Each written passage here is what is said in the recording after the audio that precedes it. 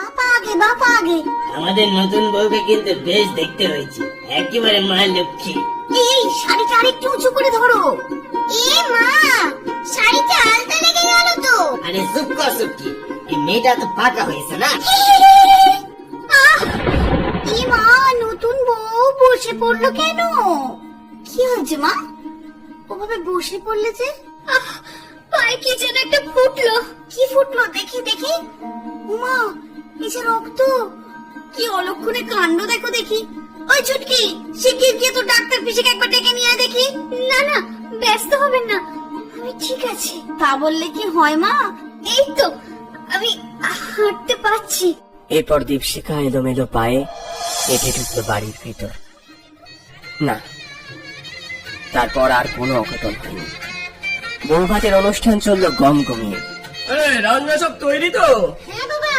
আরে কোনে যাত্রী এসে গেছে, কোথায় বসাবো? এদিকে আসুন, এদিকে। এই তত্ত্বগুলো কোথায় রাখবো? কেন ঢুকে যে প্যাসেজটা, ওটা তো সত্য রাখার জায়গা সাজানো হয়েছে। তা একই পাঁচ যে একেবারে ফাঁকা, আরো দু তিন খান মিষ্টি নিন। একখানাই তো খেয়েছি, এর থেকে বেশি কিন্তু পারবো না। High sugar, high sugar. বলেন কি দাদা, এই মজুমদার বাবু এলেন না? খেতে বসে পড়লে যে, ওদিকে যে এত কাজ কে সামলাবে? হবে হবে, আগে খেয়ে নি, পেটে খেলেই তো পেটে সয়। আরে দিগন্তদা, অর্ণব যে, খাবার দাবার সব ঠিকঠাক ছিল তো?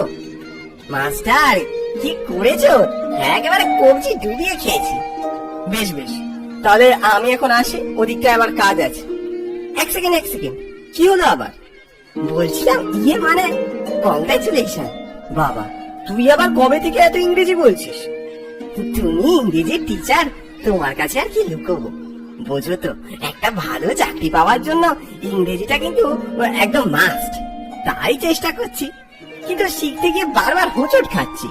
বললেই তো আর ইংরেজি শেখা যায় না সহজে। ধুর বোকা, কে বলেছে ইংরেজি সহজে শেখা যায় না? এবার খুব সহজেই বাংলা থেকে ইংরেজি শেখা সম্ভব, এই ডুওলিঙ্গো অ্যাপ দিয়ে। Duolingo app? হ্যাঁ, এটা পৃথিবীর সব থেকে জনপ্রিয় ল্যাঙ্গুয়েজ লার্নিং অ্যাপ। আচ্ছা, কিভাবে এটা ইউজ করব? এটা একটা গেমের মতো, আর ইউজ করাও খুব সহজ।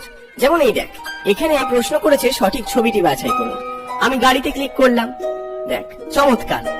এই দেখ, আমি ঘরে ক্লিক করলাম, যাচাই করুন। দেখ, মিলে গেল তো? হ্যাঁ, এ তো সত্যি খুব সহজ। এছাড়াও এই অ্যাপ স্পিকিং, রিডিং, লিসনিং এর উপরে ফোকাস করে। এটা তোকে প্রত্যেকদিন 10 মিনিট ইংরেজি প্র্যাকটিস করবার রিমাইন্ডারও দেয়। আর এই অ্যাপে যত লেভেল ক্রস করবি, এটা ট্রেনিং ততটাই অ্যাডভান্স হবে। এছাড়া এখানে ভাষা শেখার জন্য বিভিন্ন টপিকসও পেয়ে যাচ্ছিস, যেমন জব, ট্রাভেল অপরচুনিটিজ ইত্যাদি। তাহলে এখন ডুওলিঙ্গোর সাথে ইংরেজি শেখা সোজা, মজার, ফ্রি। আমি তো এক্ষুনি ডাউনলোড করছি। তোমরাও ডাউনলোড করে নাও, ডেসক্রিপশনে লিংক দেওয়া আছে।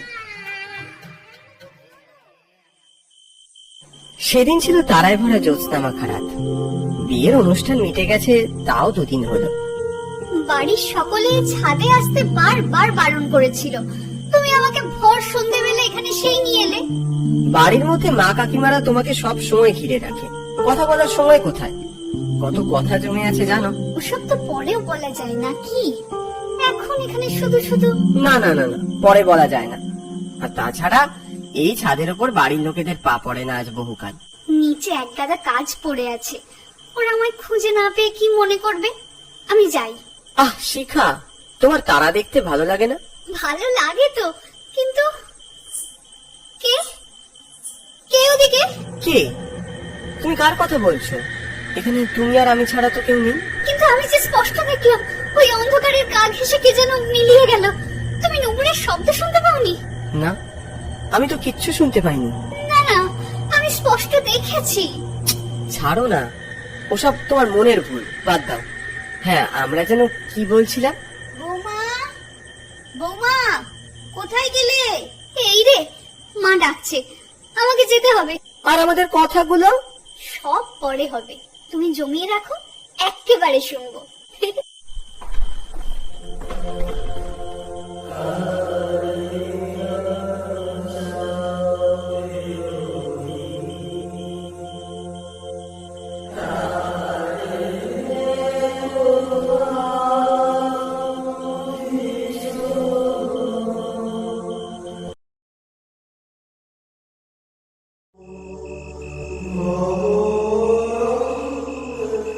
যেন গান গাইছে। কি সুন্দর সুর। সামনের এই বন্ধ দরজার উপাস থেকে শব্দটা আসছে। বৌমা, কোথায় তুমি? হ্যাঁ, যাই মা। কোথায় ছিলে কোথায় এতক্ষণ? আমি কখন থেকে ডাকছি, সন্ধে উতরে গেছে, সবাইকে চা দিতে হবে জানো না? আসলে মা, আপনার ছেলে ডেকেছিল, তাই একটু দেরি হয়ে গেল। আচ্ছা ঠিক আছে, এবার চাগুলো সরলার সঙ্গে সঙ্গে গিয়ে তুমি ঘরে ঘরে দিয়ে এসো। আচ্ছা মা। কিছু বলবে বৌমা? হ্যাঁ, ওই ওপরের ঘরে কে যেন গান গাইছিল শুনলাম। আহ বৌমা, তুমি তো নতুন এসেছো, সব ব্যাপারে তো নাক গলিও না তো। আর দীপু তোমায় ছাতে নিয়ে গেছিল, ওর আক্কেল যে কবে হবে। দীপু, দীপু। আচ্ছা, এ বাড়িতে এত কড়া কড়া নিয়ম কেন? কড়া নিয়ম মানে? এই যে তুমি ছাদে নিয়ে গেলে, মা জানতে পেরে রাগ করছেন। আরে না না না, তেমন কিছু না।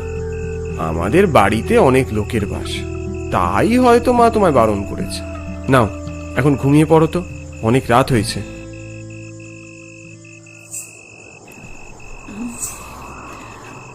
দরজার সামনে কি যেন একটা আওয়াজ, একটা পায়ের শব্দ আসছে না?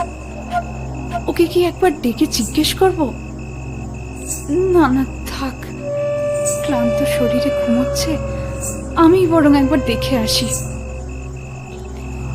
এ কি, চারিদিকে এমন অন্ধকার হয়ে গেল কি করে?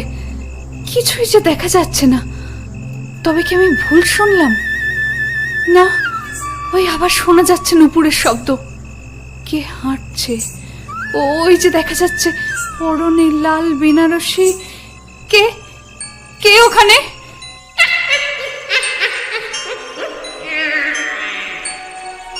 ও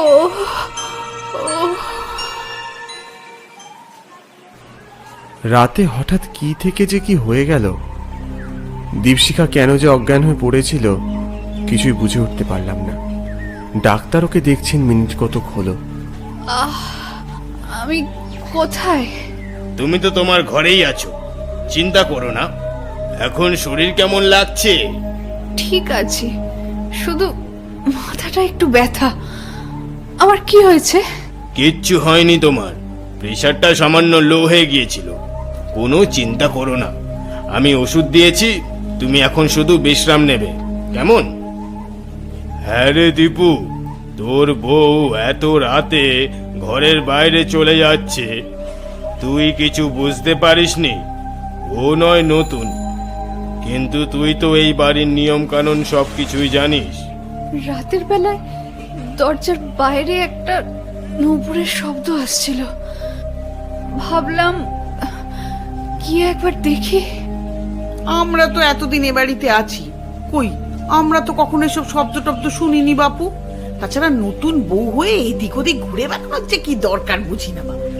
বিশ্বাস করুন, আমি বুঝতে পারিনি এমন ঘটনা ঘটবে। জানলে আমি কখনোই ঘরের থেকে একা বেরোতাম না। এখন ওনার সামনে এসব কথা আলোচনা করে কোনো লাভ নেই। ওনার এখন প্রপার রেস্টের প্রয়োজন। সন্ধেবেলায় ওষুধ দেওয়ার সময় ঘরে ঢুকে দীপশিখাকে দেখতে পেলাম না। পিছনে ঘুরতেই দেখলাম জানলার গড়াদে ওর কৌতূহলী দু চোখ মেলে অপলক দৃষ্টিতে তাকিয়ে আছে বাইরের দিকে। কি হয়েছে শিখা? তুমি এখনো দুধটুকুও খেলে না? ও সব পরে হবে। তুমি তুমি একটা সুর শুনতে পাচ্ছ? আবার আবার তুমি শুরু করলে এসব? সকালে কি বললো মা, ভুলে গেছো? দেখো শিখা, তোমার একটা কথা বলি, সবকিছু জানার চেষ্টা করো না। এতে হয়তো কোনো অনাহুত বিপদের মুখে পড়তে পারি আমরা। আর যে সুর তুমি শুনছো সেটা আমার বর্দার ঘর থেকে আসছে, আর কিছু জানতে চেও না। বর্দার ঘর থেকে? তার কথা তো আমায় আগে বলোইনি। আর বিপদ কিসের? প্লিজ শিখা, আমি বললাম প্রশ্ন করো না। নাও এখন দুধটা খেয়ে ওষুধটা খেয়ে নাও। এদিকে এসো, এদিকে এসো দীপশিখা। কে কে? দিগন্ত, দিগন্ত! তুমি ঘুম ভাঙতে আজ রাতেও দেখলাম বিছানায় দীপশিখা নেই। দীপশিখা, দীপশিখা! না, কোনো সাড়া নেই। তবে কি কাল রাতের মতো আজও ঘরের বাইরে চলে গেল? উফ, ওকে নিয়ে আর পারা গেল না। বাড়ির কাউকে বলাও যাবে না, জানতে পারলে আবার হুলস্থুল কাণ্ড বাঁধবে। বাইরে এসে দীপশিখাকে কোথাও দেখতে পেলাম না। একটু এগোতেই পায়ে চ্যাটচ্যাটে কি যেন একটা ঠেকলো। তাকিয়ে দেখলাম রক্ত মাখা পায়ের ছাপ। সেই ছাপ উঠে গেছে উপরের তলায়। এ কি, এত রক্ত এলো থেকে? তবে কি দীপশিখার কোনো বিপদ হলো? আমি তড়ি করে ছুটলাম সেই ছাপ অনুসরণ করে। তেতলায় এত অন্ধকারে দীপশিখাকে খুঁজবো কোথায়? আমি নিচে তাকাতেই দেখলাম মেঝের ওপর একটা দরজা। সেই খোলা দরজার পাল্লাই আমার পায়ে এসে ঠেকেছে। এই দরজার কথা তো আমি কোনোদিন শুনিনি। দেখলাম সেই রক্তমাখা পায়ের ছাপটাও এসে থেমেছে সেই দরজার কাছে। মনে হলো দীপশিখা এদিকেই গেছে। খোলা দরজার ভিতরে তাকিয়ে দেখলাম ভেতরটা একেবারে অন্ধকার। দীপশিখা, দীপশিখা! না, নিচ থেকেও কোনো সারা শব্দ এলো না।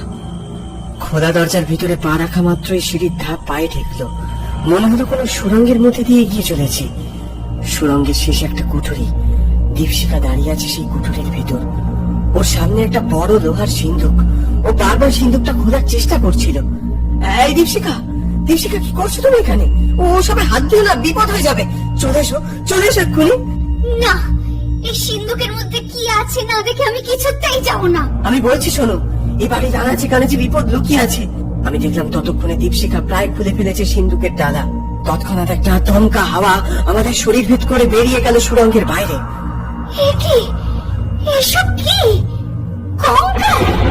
দীপশিখার কথা শুনে সিন্ধুকের ভেতরে তাকিয়ে দেখলাম আস্ত একটা কঙ্কাল সিন্ধুকের ভেতর, পরনে লাল বেনারসি।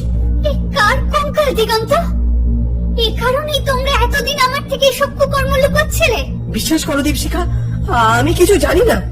আমি শুধু এটুকু বুঝতে পারছি খুব বড় কোনো বিপদ আসতে চলেছে।